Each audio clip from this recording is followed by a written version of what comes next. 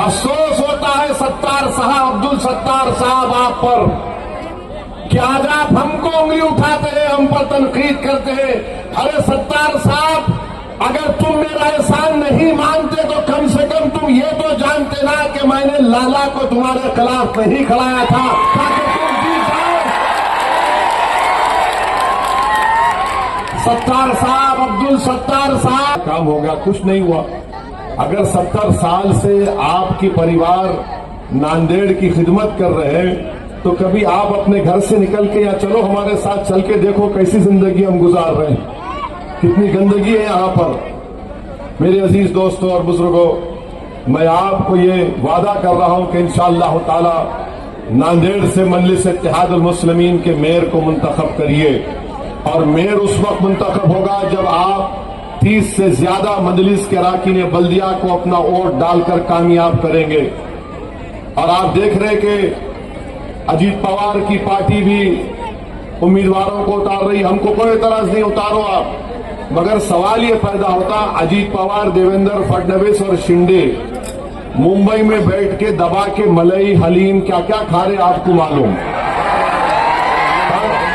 वहां बैठ के खा रहे, यहां आके बोल रहे नहीं नहीं हम लोग नहीं है, मिले हुए नहीं है। हम मुंबई में मिलते, यहां नहीं मिलते। ये कई को नोरा कुश्ती कर रहे तीनों मिलके, उन्होंने मुख्यमंत्री, इन्हों डिप्टी सीएम, इन्हों डिप्टी सीएम। ये आगे नहीं, मैं उसको नहीं जानता, मैं उसको नहीं जानता। मकसद एक ही है तीनों का कि नांदेड़ से मजलिस का मेयर नहीं बनना। तो क्या कर रहे हैं, उसको क्या बोलते हैं, नूरा कुश्ती। तू मेरी पीठ खुजा, मैं उसकी पीठ खुजा दूं। याद रखो हमारे पास ऐसा पाउडर है, तुमको खुजली हम शुरू कराएंगे इंशाअल्लाह। 15 तारीख के दिन तुमको खुजली होगी, जब नतीजा आएगा तुम लोग एक दूसरे को लोच लोगे, देखना इंशाअल्लाह। अब तुम्हारे हथकंडे काम आने वाले नहीं है। और ये जो अजीत पवार का टिकट लेके लोग आए, मैं उनसे अपील कर रहा हूं, बाबू उन्हें अपने चिचा का नहीं हुआ, तुम्हारा क्या होगा? उन्हें शरद पवार को टाटा बाय बाय बोल दिया, यूं जाके दादा कहीं को नहीं है। आओ ना, एक दीवाना है तुम्हारे दरमियान में, हर एक से लड़ रहे, हर एक से हुकूक के लिए लड़ रहे। क्या एक एक जिसके दिल में अल्लाह ने दिल दिया और सोच दिया, वो जानता है कि नरेंद्र मोदी ने अपने 11 साल में अपने इख्तिदार के जरिए एक बहुत बड़ा गलत काम किया है, वो वक्फ के कानून को बनाकर। आप जानते हैं कि वक्फ का कानून भारत की पार्लियामेंट में तरमीमी कानून मंजूर होकर एक नया कानून बन चुका है।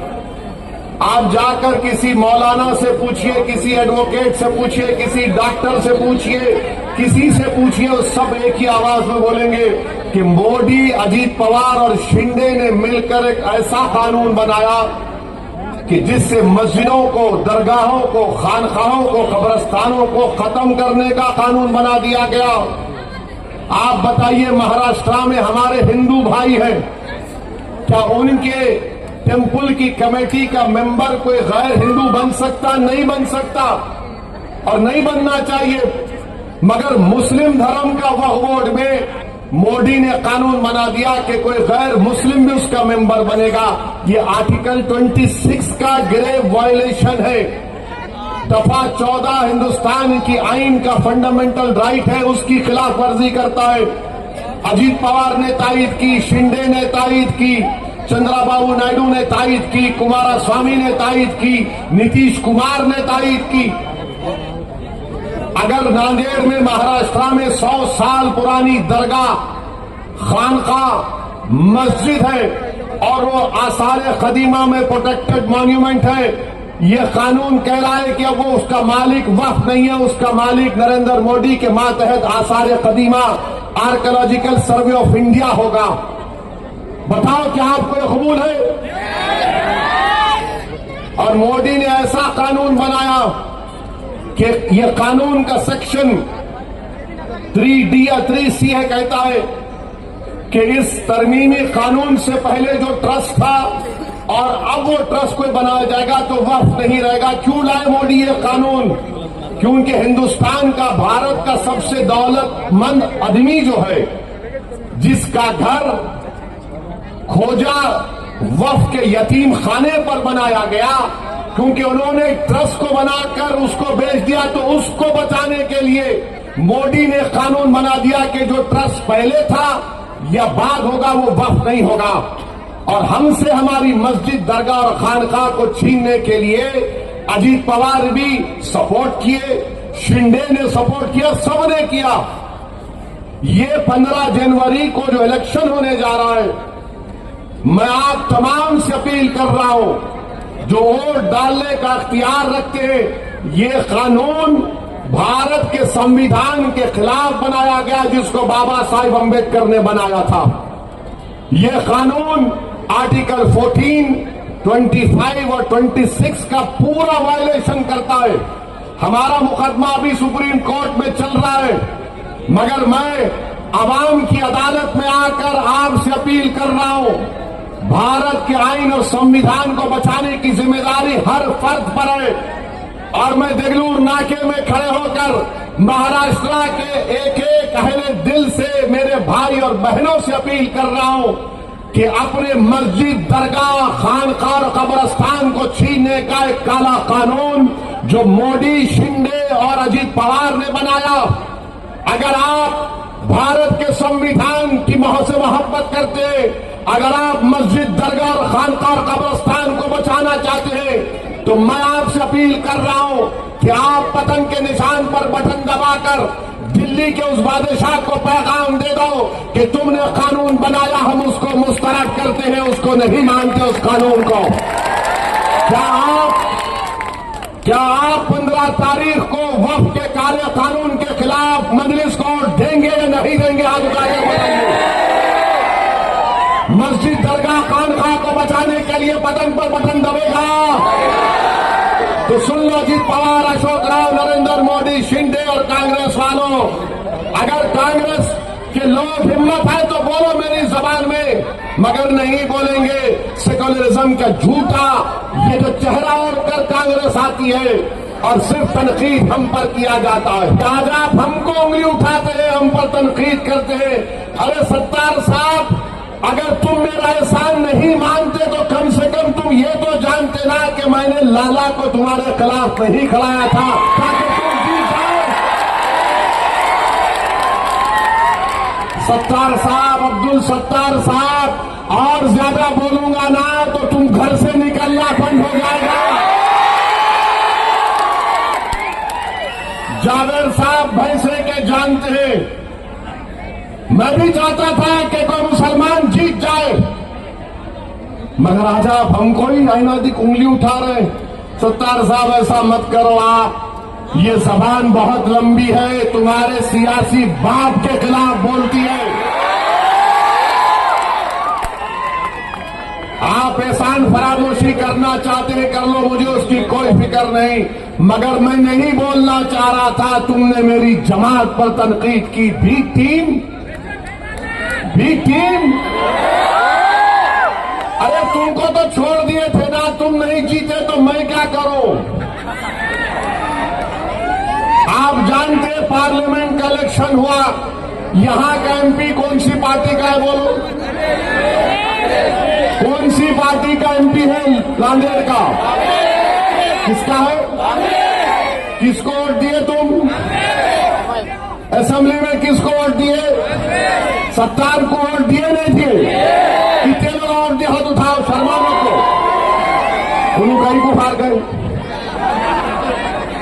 कहीं को हार रहे उनको वोट नहीं दिए, वोट नहीं मिला।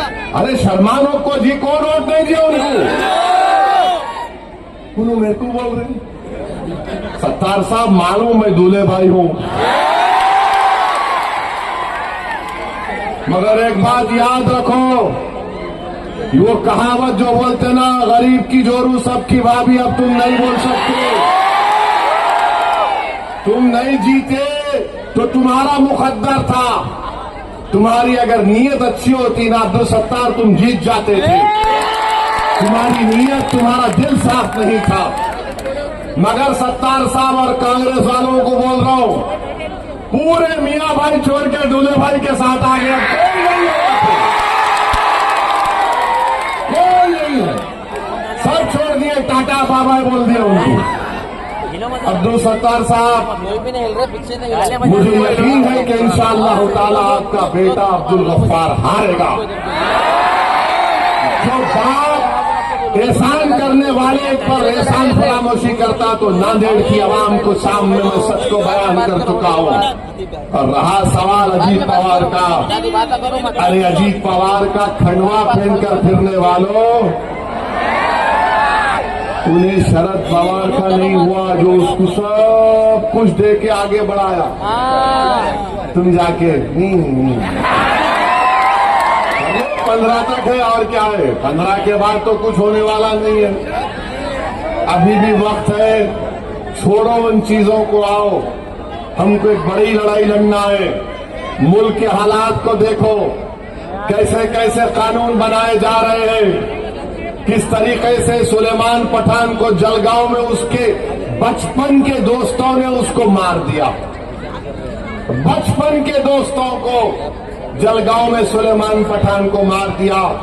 जो खानदान 5 पीढ़ी से जलगांव में रहता था, सुलेमान पठान का वो वालिद बोलता है कि मैं 5 पीढ़ी यहां पर रहा, अब मेरी जान को खतरा है, मेरा बच्चा मर गया, वो गांव छोड़ के चला गया। कौन सी दुनिया में रह रहे तुम लोग? नफरत को आम कर दिया गया। मैं आपको डराने के लिए नहीं कह रहा हूं, बल्कि सच्चाई को बयान कर रहा हूं। इसीलिए आपसे अपील कर रहा हूं कि 15 तारीख के दिन आप मुत्तहिदा तौर पर अपने एक कोर्ट का इस्तेमाल करिए। और मेरे इस तकरीर के बाद बहुत से हजरते इबलीस के लोग आएंगे, बोल रहे कुछ भी नहीं होता, इन आते इनकी तकरीर सुनने सब जमा होते हैं, उमंड उमंड के आते, दूर दूर से आते, बच्चे आके रिकॉर्ड करते, बस उतना ही छे। मेरे भाई, वो गया जमाना, जो बच्चा था वो बोर बच्चा नहीं, शेर हो चुका है अभी। वो खाली फोन में नहीं सुन रहा,